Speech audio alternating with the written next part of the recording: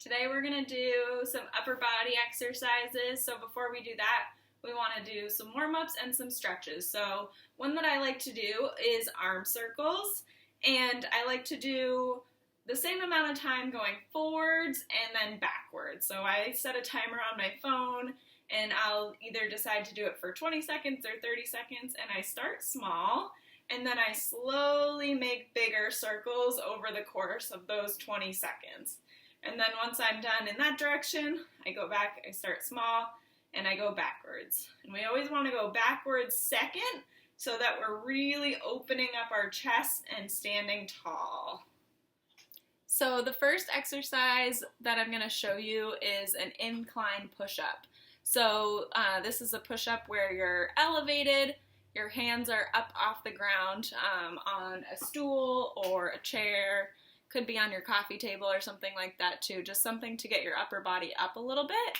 And that's going to make the push-up a little easier on your wrists, your hands, and just a little bit easier to do. Push-ups, we tend to think of them as an upper body exercise, but they're really a full body exercise, and they're very hard to do no matter how fit you are. So I like this modification because you can make it easier or harder depending on what you want to do. So an easier version would be with your feet closer to your body, and then to make it harder you can step your feet back a little bit, and then you're just doing a regular push-up, but you have a little bit less of your body weight on your arms. So you want to make sure your hands are under your shoulders and you're just going down and up and bending your elbows to the point where your elbows are level with your shoulders, and then back up. And again, you can make that easier by stepping closer or by being more elevated. The lower you get to the ground, the harder it's going to be.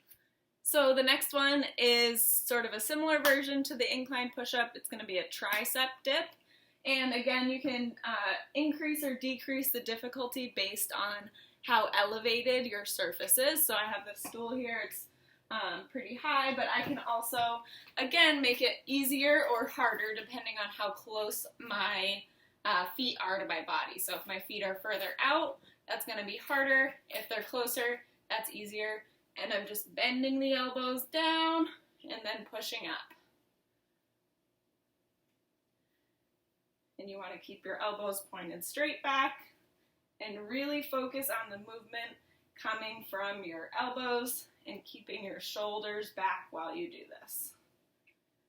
And if I want it to be harder, I can put my legs out and dip down.